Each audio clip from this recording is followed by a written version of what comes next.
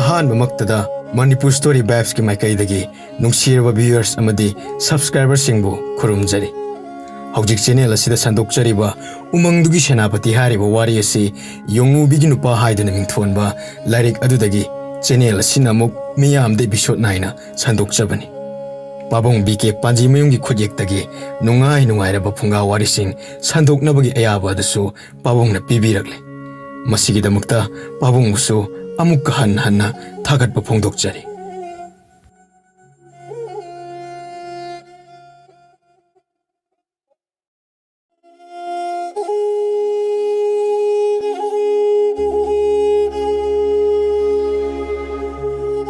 उमंग मनाई मसेन सिंगा निंगथौ अमदि लैमा लैमिनरकपा असि नुमित हुमनी सुरे नुमित हुमनी सुबगे नोंग आलकपदा जबनिकासु लैमगी मनाक्ता चटकनी लैमगी अनाब हंगलुनी हाइदुना मनाई नुपी तरुक्का सगोल गाड़ी तोंगदुना लैमगी खुलदा लागले लैमगी युम यौबददी लैमादो निंगथौगी मनाई मसेन मयामगा निंगथौगा लोइनना उमंगदा चटकी हाइदुना लैरमद्रे जबनिकासु उमंगदा चटननबा मनाई नुपी सिंगा उमंग लोमदा खोंसा लगले लंबी तंखाई चलकपदा निंगथौगा लैमगा दोलाय अमदा तोंगलगा मनाई मसेन मयाम मरी मरी लाकपद उरगले मनाई नुपी अमना राजकुमारी इनिंगथौगा लैमगा उमंगदगी हलकपा माले अखोइबु उमंगदा यौसिलुखिद्रो यौसिलरोय लैमगी युमदा चन्नबा तौसे मांग थादुना राजकुमारी अमदी मनाई नुपी सिंग लैमगी युम लोमदा अमुक चटनबा माय ओंदुना चटपा हौरे निंगथौ अमसुंग मनाई मसेन सिंग राजकुमारी माय ओंदुना हनख्रे हाइबदो उरे लैमना मथ्वाइदो इपा पखचना निंगथौदा हंगचरी इनिंगथौ राजकुमारी ने अखोइबु थिरकपा माले अखोइ लाकपा उबदगी हंदुना अमुक चटख्रे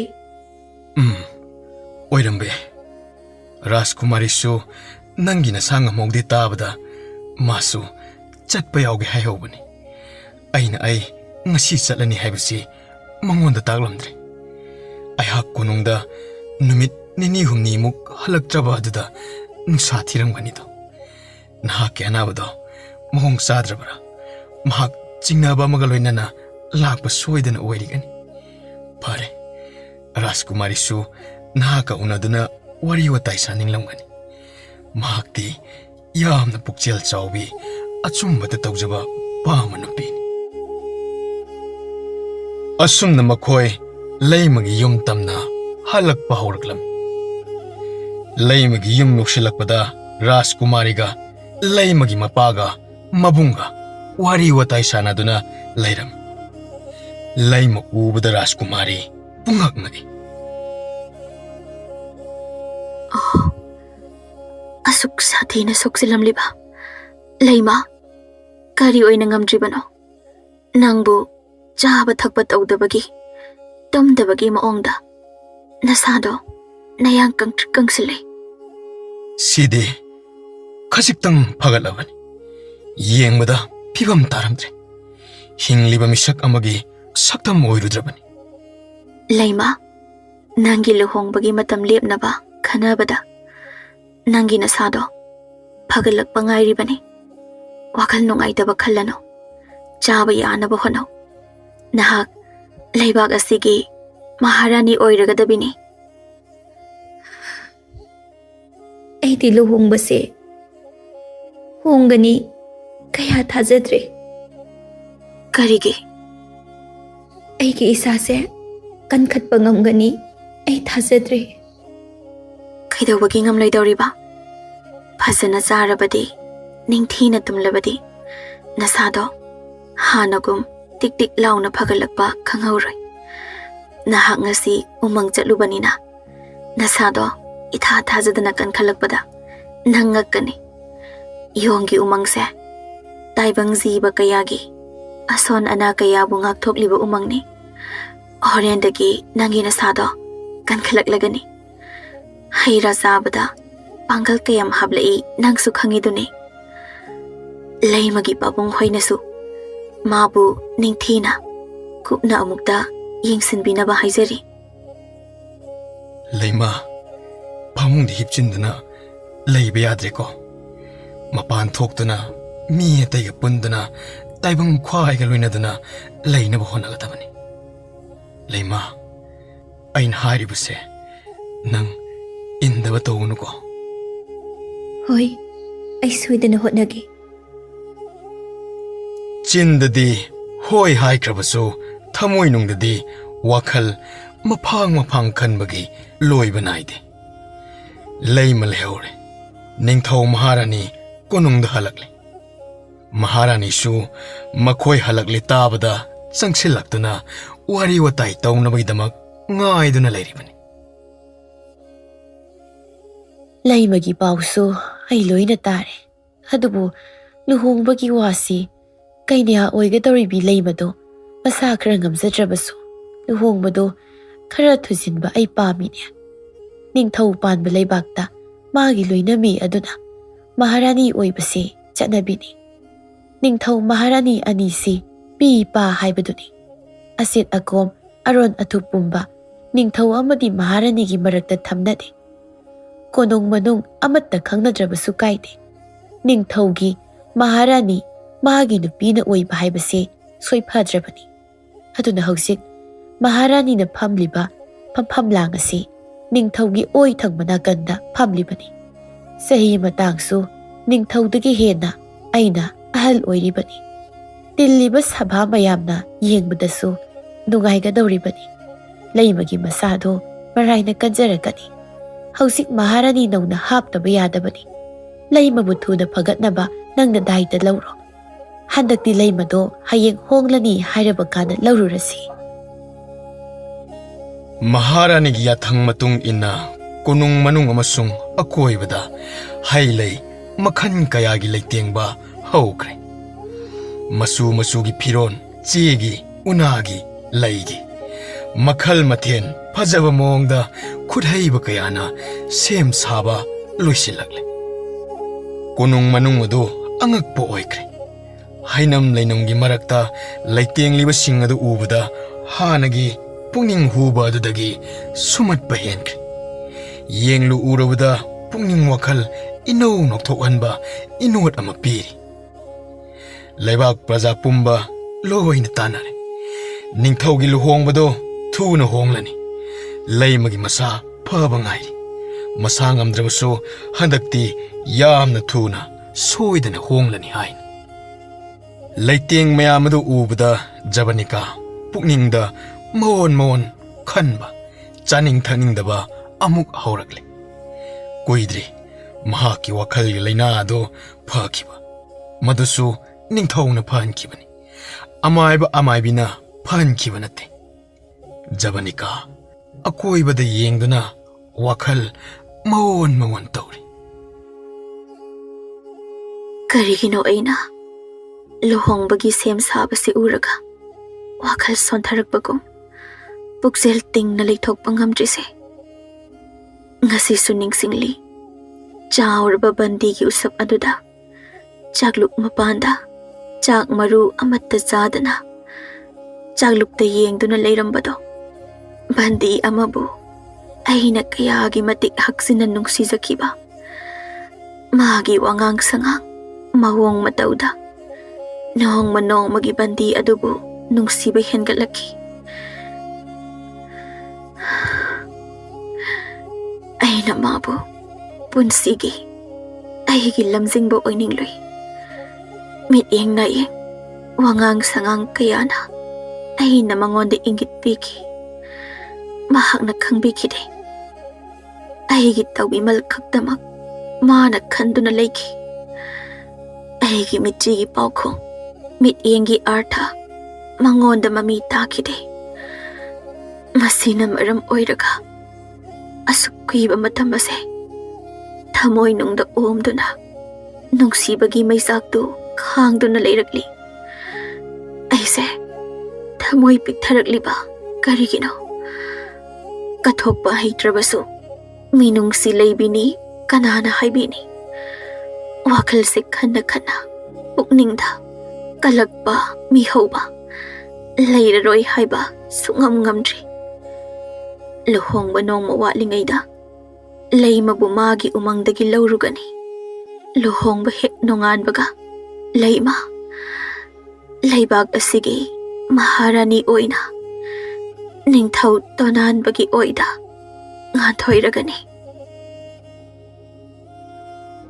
अमुकसु नुंगाइबा अमुकसु नुंगनांगबा जबनिका मसादु ओलांग मनसाउनना लैफम चाफम खंगदबा हौरगले लुहोंगबगी नुमित्तु लेमनखरे जबनिका लैतेंगिबा मयामदु उबदा मसादा हाइनिंगदबा अमा फावरक्की मागी कादा चंगदुना तुमिन्ना हिप्तुना लैख्रे मरक मरकता निंगथौ लैमगी खुल्ल चत्तुना लैमगी अनाबादु फगटप्रा येंगलोय इफा फगटपा उदे चासिन थक्चिनबा याद्रबनिना तुम्बसु याद्रे निंगथौ वखल नुंगाइतना कोनुंगदा हलक्तुना उंगदुना लैरे महारानी चंगलक्तुना निंगथौदा लैमगी मरमदा वाहंग पाहोंगले लैमगी मसा करम तौहौरे खरा फगटलब्रा लुहोंगबु यैथोक्लरोय नत्रा इमा महारानी फाबदी फगले अदुबो खरदी सोना उई मियामना सुंगांगने हंदक्ति लैमा मसा ngमलबसु ngमद्रबसु लुहोंगबदी सोइदना होंगलगनी लुहोंगबा नुमित यामसिलक्त्रे सेम साब पुनमक लोइरे लैमा मनाय मसेन कयागा लौरुनबा वा खनबा लोइरे सोमद जबनिका हानगुम फमुंगद हिप्तुना लैरे जबनिका मपान इपान थोकपु उरक्तबा अदुदा ममा महारानीना मसागी कादा लाक्तुना येंगलरे करीनो जबनिका लुहोंगलमदाई सिदा फमुंगद हिप्तुना लैरिबा इमा आई इसासे हुमांग स्वाई स्वाई कांगे चाक चानिंगदे तुंबा यादे करीसु इतौ तौदना कोकसे इरुम लुमथरे पुनमक असि निंगथौद पाव पेरे निंगथौसु लाक्तुना येंगसिल्लरे तोनानबा वखल खनफम खंगलक्त्रेदा राजकुमारी अमुक मसा ngमद्रे राजकुमारी फारे लैमा अमुक ngमद्रे तोनानबा मकोक ngawre करम्बा ईश्वरगी नोंदम खोनबु ओइरिगबा लेबाकी हानगी निंगथौसु मनुंग मतम चादना योंग मदुना चिक्तुना सीख्रे अइबु अमुक निंगथौ ओहेनबेरे हौजे रानीगी मिंगथोन फंगदबी महाक्सु कन्न नादुना लैरे करीनोमदि चयेतनबा ईश्वरना यादबा मदि लैरेबा माले अइना करी करम तवैदबा थबक तौख्रबजानो हौजी लोंगमदाइसिदा राजकुमारी अमुक मसा ngमलक्त्रे लैमसु मसा इकन कनखलक्पा ngमद्रे इमा महारानीना लुहोंगबा थुजिनबसु कन्ना हाइरे अइना निंगथौ ओइबासे ईश्वर माना यानिंगद्रबजाला नत्रगा महारानी ओइगदबी महाक्से करी करम पाप लैरबजानो महाक्से योंग ओंदना फना कुइनदि लैरुरेदा अदुबो महाक हान मी ओइना लैरंबदगी योंग ओनखिबनी महाक योंग ओइनदि पोलखिबा नते उमंगदा अइ लैमगा लैरिङैदा योंगसिंगदा करी लंजखिबा यावख्रबनो सेनापति अदुना ngauna naduna सिखिबा दुगुमना मथोंग मरम खंगदना अंगावबी ओइगदौरिब्रा सेनापति दे महाकी मसागी मरान मतुंग इना सिजखिबनी लैमना अमदे राजकुमारीना अकायबा थबक अमतसु तौखिदे तोनानबा वखल तोफम खंगदे राजकुमारी की नाकता लाक्तुना वारी सागे चंगलक्ले मजाइबीमा इमा महारानीना निंथौ अइबु लुहोंगनब सिलिबसे मपु माने यानिंगदबा अमा यावरबा माले लुहोंगबसे निंथीना पांथोक लोइदोरी अयाक मतम खरा उमंगदा लेरुगे लुहोंगबसे अयाक यावद्रे हाइना खलकप तौगनो इमा महारानी दसु अयाक इसाना हाइरगे लैमदो मसा ngamdrabasu dolaida puduna lakpiraga konongda matam khara lehelasi karigino Rajkumari na luhongba yauroi madu kunungi mi singna amade leibak prajana tabada fajaroi umangda leiba pamlabsu luhonglaba matungda leiba yai leimanasu wakhal ama khankini aigi wakhalda luhongbase soihel loi hairabadi ai umangda haira chaduna nungai na pothajaba pame leimadasu ai bab tana khangange ma karisu nungai taba tawroi aiga maga hana unanaba tawrage ai nongma leimagi yumda thuna chatnaba tawrage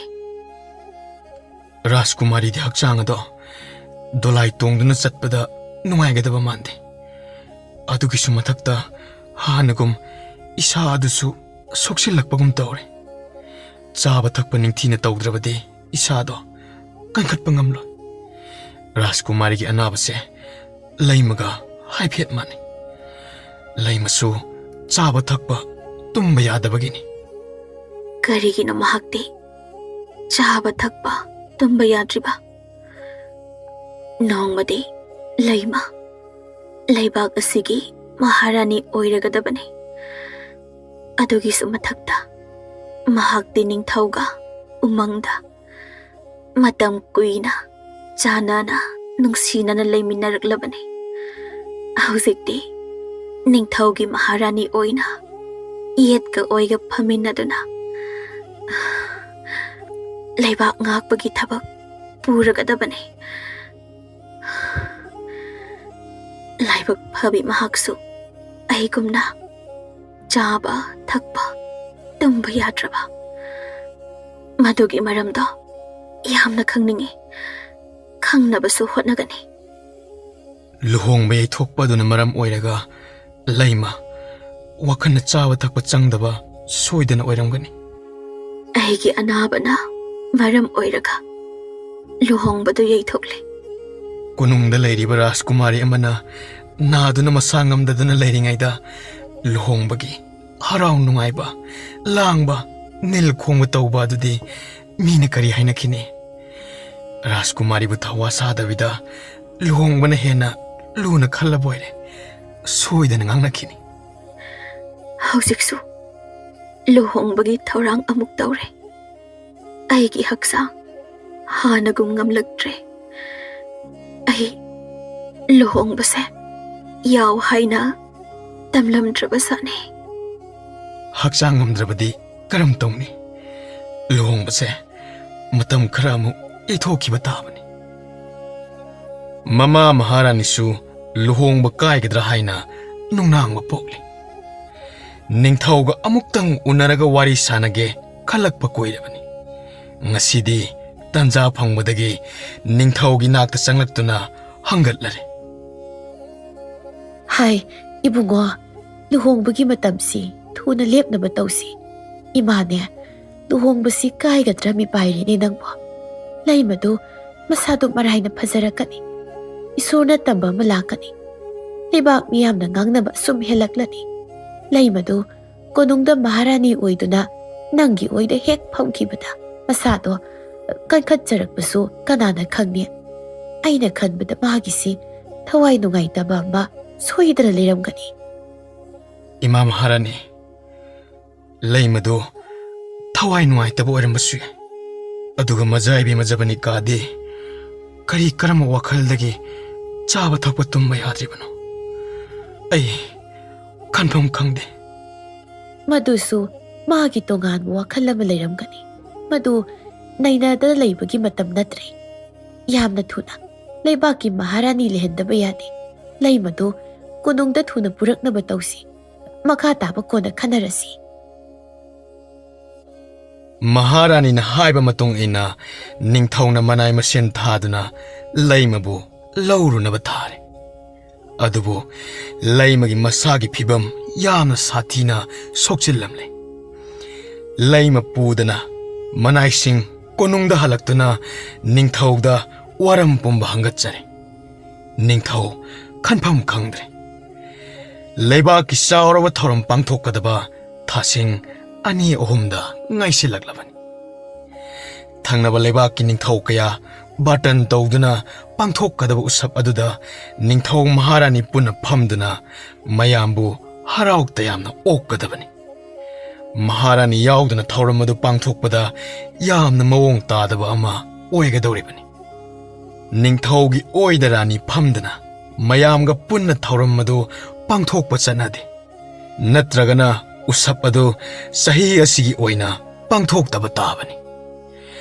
laimagi masa phanaba honaba rajkumari gi masa su phanaba honaba aruba tanpham ma moire tonanba kari tawraga makhoi ani gi anaba si phanba ngamgadage khanba hawrakle maiba maibina kari su tawba ngamdre hojik hena phibam soklibasi laimani yamna thuna पहनबदा दरकार ओरिबदी तोनानबा खनबा याब खल्ले ममैदा बुद्धि अमा लागले लैमादो उमंगदा मतम खरा महाका लैरगा येंगलगे खल्ले महारानीदा करी सुहारमदना निंगथौ मतोमता मनाई मसेन अमत्त याउदना लैमगे खुलदा चले lemma दोलाइदा हापकत्तुना योंगी उमंगदा पुरकले उमंगदा लेरमलिबा मनाई मसेन सिंगना थौदोक अदु उबदा ngakre लैमगी फिबम यामना सोक्चिनबा अदु उबदा मयाम पुंगक ngai निंगथौना हैरा कया पिजदुना निंगथीना पोथाले आश्रम मनुंगदा मनाई नुपी कयाना सेवा तहोंदना लैमगी वखल नुंगाइनबो होनरे लैमा तपना सुमसुम फगलगले मसादो खरा हेना फगनबा तोनान बना लैमबु योंग मयाम इरुजबा तुरेन अदुदा इरुज माइथाबिरे तुरेल अदुदा सेंगने इरु माइथारगा अमुक उमंगदा हलक्तुना नानवाई लैमगा मागा हेक लैब मफम अदुदा पोथांदना लैमगी मसादु करम तौरकपगे येंगी लैमा खंगौदना मसादु हानगुम फगलगले मनाई मसेन पुंगक ngai करम मनिंगथौगी मंत्रना तौरिबनो हाइना खने मसी तसेंगनमक लाइगी उमंग हाइबा तारे अदुगा निंगथौना लैमबो योंगी इरुजफम ओइरिबा तुरेन अदुदसु पुदुना चट्लोइ मसी उमंग असिना नते योंगसिंग असिगी थौजानदगी ओइबा सोइदना ओइरमगनि हाइना खने लैमा पुंफा फरदना खोंगंगदा पूरगा लागले अदुबु जबनिकादे हानदगे फिबम यामना थीना सोक्चिनग्रे निंगथौना राजकुमारी की मनाक्ता लाक्तुना पाउदु तमलरे जबनिका वालान निंगथीना ngang ngamdre निंगथौना मान उमंगदगी पुरकपा हई मखल खरा पिजरमे ममाई ममित खरा पांगले वारी साबा यारे मजाइबे मगे नुंगाइतबा दो फनबा निंगथौना मनाक्ता फमदना वारी वताई साबदगी खरा मखैदी कनखलकपगुम तौरमे जबनिका वा ngang ngamle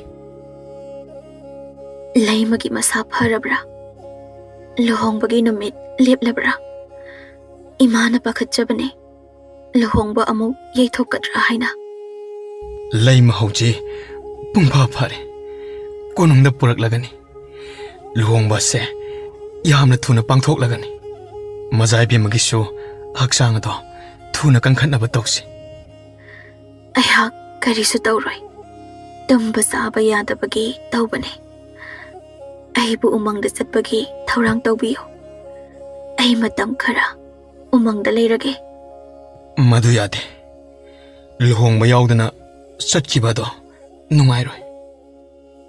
ꯑꯩ ꯉꯁꯤꯗꯤ ꯅꯤꯡꯊꯧꯗ ꯋꯥꯐꯝ ꯈꯔ ꯁꯦꯡꯗꯣꯛꯀꯦ. ꯂꯨꯍꯣꯡꯕꯒꯤ ꯁꯤꯜꯂꯤ ꯂꯥꯡꯂꯤꯕ, ꯁꯦꯝ ꯁꯥꯔꯤꯕ, ꯂꯩꯇꯦꯡꯂꯤꯕ ꯃꯌꯥꯝꯁꯤ ꯎꯔꯒ ꯏꯁꯥꯗ ꯀꯔꯤꯅꯣ ꯑꯃ इखंग खंगहौदना चैना अमा फावबगुम तौरे. निंगथौना इनाक्ता लेंगदना लेरगा अहिगी इसासे कनखतबगुम तौवे. मसिना करी मरमगिनो खंगदे. Oh, Majaibi Kumarina Laimaga Aiga Lainariba Marise Pam the Bazala Mana Aibuta Sienna Pakang Lishabi Sinabagi Mari Tamoin the Tamba Oridra Laima Kunung the Purak Nabasu Mana Haibani Laima Lak Lagana Mana Anaba Hekta Horakba Laimaga Maga Yetnaba Sana the Balebazala Mana Ingunda No Matasu Nushibagi Matau the Utkide Adu Aina Bandi Oina Kishum sang the laying Aida Aigi nak the Laktuna Wang Kaya Hanki I would Haduk Nabaso Mana Sinbibani Aigi the Makta Senapatiga China Baudanaki I would Haduk Punamit to the Aibo Mana muk pajindana thamlaga singai amada ngaidna lehelaga Rajkumari na aigi nakta lakibani. Aingonda mana hangkiba wahang kaya do kari karina. Aduga aibu manay ani ahumna thindo halakibani. Adugi matungda aibu umangdagi kauwa laktuna ningthauga unhanduna aibu senapatigi pam piraki. Maduda nattana umangda kayarak chattuna yongubiga thengaduna aigidamak mateng tawkibani. Masi pumbana karamba pukningi aronba leiba jana. Aina Rajkumarigidamakta kari tawjaraga pembigani haiba adasu aigidamakta tawbiriba thawjangi thabaksing aina Rajkumarigidamakta thawai pawba thadokpa ngamgani mahakki darkar leiraba kanda hairakani haikibani. Kayarak anna ngasisu aina Rajkumarigidamakta kari tawbani. Laimaga aigil luhongba si Rajkumarina pamdraba jala. Mahakna masangamlaktaba si luhongbagi sem saba haurakpa adwaidani. Luhongba muk yaithukle. Luhongbagi sem saba laitengba muk haure. Rajkumari ki hanagi aduga chap manaba chaba thakba amuk tawraktre. Amaiba kyana yengbada khangma ngamdraba laina ase aina magi kada chak punna chaminabadadi mapung phana harau chake aina phamsianaraga magi anaba se phagatpagumna sumuk tawi aduga leiman amuk chaba thakpa yadana masa sokchilaiba. Tonanba khalla khanpham khangdana budi mamsilakle. Rajkumari bu khangadra laimagi bu khangadra laima masung jabanika nimak tonanbana ikhanda khanbajani. Kanabu thawoidana thamlaga kanabu luna nungsina tawgadawriba. Animak loina nungsina khalli. Adabu punsigi khongloi oigadabadi amattani. Laima bu thadokadra jabanika bu thadokadra tonanba wakhal mamle. Laimadi yong oiringaidagi hauna nongju nungsa kayagi marakta umangi asongu mafam maduda nungaiba yungi kamada punsi leiminnaba magumna haira kaktana hingminnarakibani. Ngasisu ningsingli Laimani yong oiringaida magi makut paiduna yalakkibada. Aduga Rajkumari so laimadagi karisu taba natte. राजकुमारीना नलमद्रबदि अयहाक ngasi pawa kasum sangda bandi oiduna laimaga thengnaba phangdana siba ngairamgani laimana ngasi mi oina hingba phangjariba ase राजकुमारी की चाउर मतिंग दगनी अदुगा राजकुमारी ना lamb लुहोंग जिंगे they Umang the चटनिंग लिवन करीगी अदुगा थवा याउना लैमगा आइगे लुहोंग बगी वरेप नरगा लुहोंग ब याउनिंग दबगी मरम न करीगी लुहोंग बगी दमक्ता lemma कोनुंग the लागले लुहोंग ब याइथोकले लैमना मागे युमदा हनिंग लिबगी मरमना करीगी आइगा राजकुमारी के नक्सिन्नरगा लैमना नुंगाइतबा पोकपजाला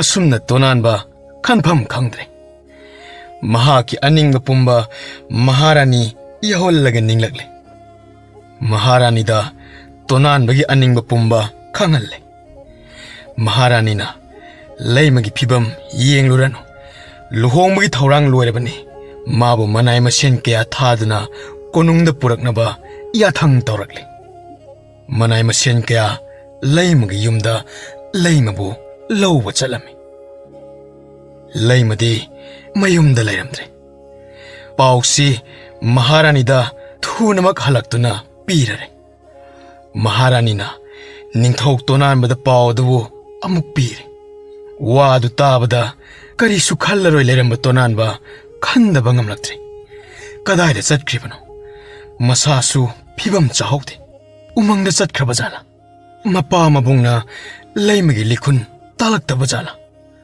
पावमदि मयेक सेंगना तोनानबा खंगनिंगलकले मनायनी थादुना लैमगी युमदा पाव लौरुनबा थारे लैमगी इमुंगना हायरकपददि लैमा दो निंगथौना उमंगदा पुखिबा ओइरमगनी हायरे मखोयगी हिंगनबा थबक तौदबा यादबनिना नोमगी लबुक सुबा लेपा यादे लैमा दो निंगथौना मरक मरक यंगसिनबा लाकलंबनी मसादुसु यामना सोनख्रे निंगथौना मखोयगी दमक्ता वाता पादनबा होनरबसु मखोयगी हानगी मथौ मंगम थादोकपा ngamde लैमगी इमुंगना असुमना पाखुमलाई तमनरे उमंगदा चत्तुना लैमा लैब्रा येंगनबा अतोप्पा मनाई अमुक थारे लैमा लैहौदे युमदसु अमुक चत्लुरे युमदसु लैहौदे हाइना पाउ पीररे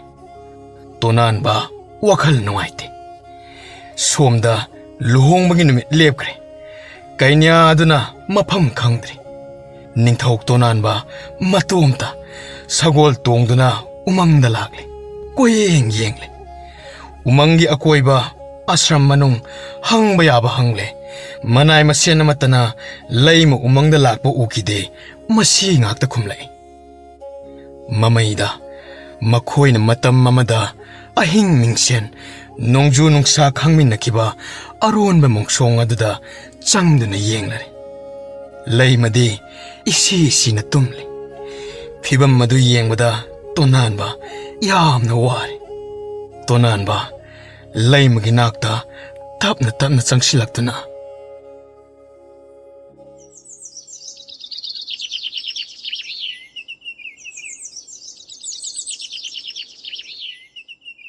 नंदी नुंगाइना तुमदुना लैरिबा युमददी तुम चाबा यादे हायरगा नंगबो मफम से कावबा ngamद्रब्रो से हौगलो अखोय अनिगी लुहोंगबा नुमित निनीदा ngairabani लैमा से नंग ओंथोरा रोइद्रो नान मखै आई लाक्ते हायबगी नंग साउरिब्रो से ओंथोरो आई लाबने लैमा नंग लौबा लाक्लबने से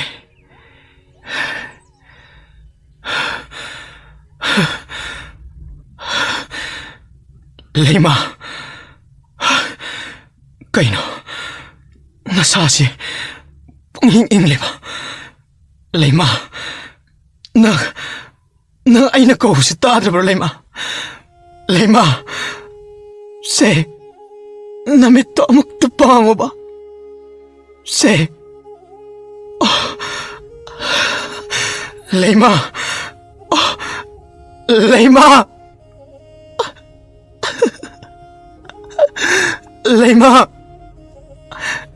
Nang ay nako si tadrabro Leima. Yung nubi hinupalak le. Hogolo. Mitpang lo. Nang yung nubi hinupalak le. Lao. Lao ay sar si Leima. Karino. Nang na. Ay yaog na. Ay kuya ni hinungay na bumapam sida. Yahip talam liba. Leima. Oh. Leima.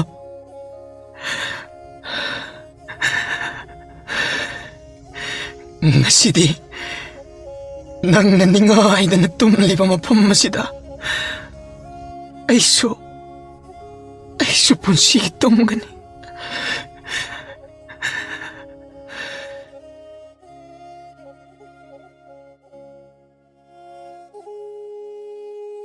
Gyan mang na taduna, ningthong na lay maginakanda, utup tabagum lay kibadu ubada, manay masen, topam kangkidre. Mayam changduna, iningthaw haina, chingkat pa, kongkat pa honari. Mamit pangduna, ningthaw adu, dolay da hapkatle. Manay masen, tarakun na, ningthaw, konong da purakle. Ningthawdu umangdagi karino matawraktuna sagol dolayda purakle haina konung manung wa lawnakre. Khanghoude leibak pumba mathang amagi machindagi amada pawsi sandoki. Khudakta thokpa pawdu khudakta kayada thuna sin thungna leibak pumba tanakriba. Yungnubi nupa ningthau tonanba umangda aroiba tumkhun talam dore haina. Jabanika phuk haugatuna ningthaugi nakta lakle. Ayengba amada yenglaga Jabanika ngaungna phaina leikre. Jabanika na makhut masa paiduna noiraduna tapna nontharaga haire.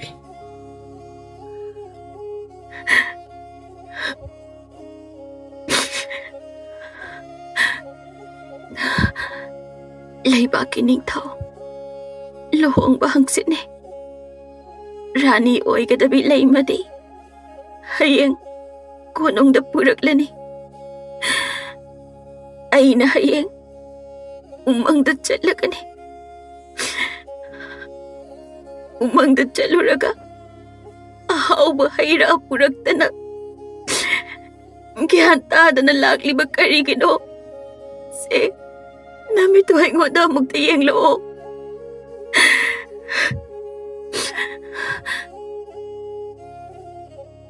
Jabanika na khajai anidu khut ani changduna chaplaga. Tonan babu bhab tanana ba honare.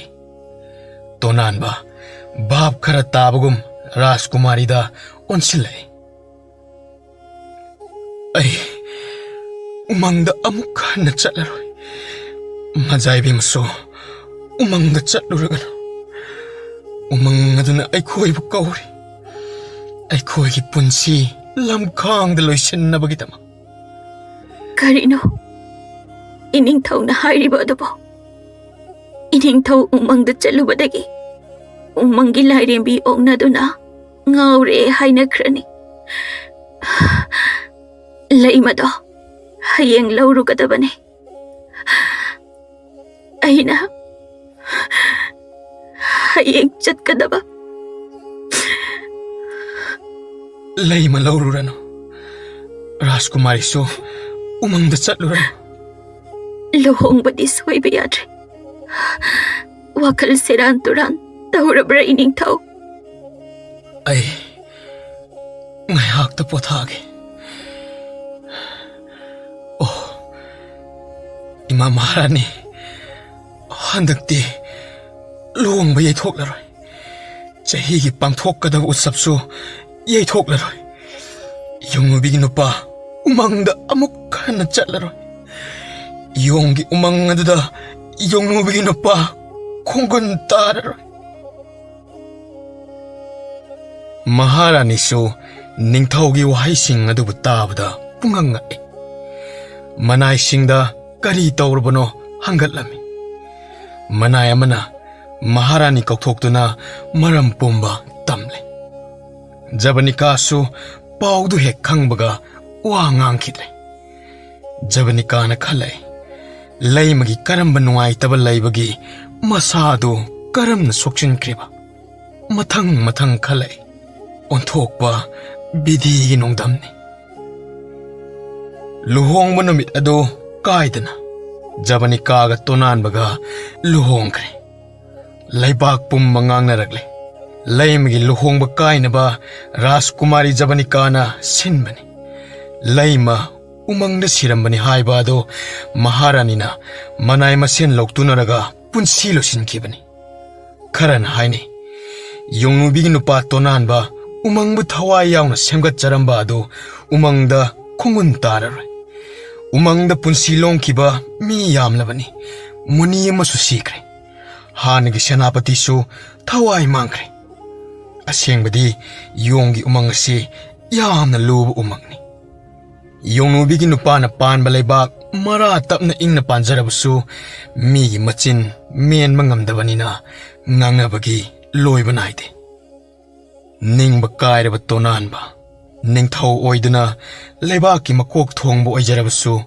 laimagi wakhalda mikup amata phawba kawba ngamdana pothafam khangdre ningthaugi awaba nungaitaba koknaba Maharani Jabanika na kanna honajaba lepte nongmagi haukhiba matamgi khongchatta tonanba laimabu kawba ngamlagle adubu umangi haira amata konungda purakpa chaba athingba thamkre umangi ipau konung manungda tahan khidre mana tawgadaba manai masen singna umangi punsibu ngak senjarabasu ningthaugi mana kongda yonggi wari batai tahan batawdre laimagi-damakta yongnubigi nupana sangsargi nungaiba kaya kauthoktuna umangda punsi lenkhiba ado ngasidi laima leitrabanina yonggi umangda chaningdre yongnubigi nupa ado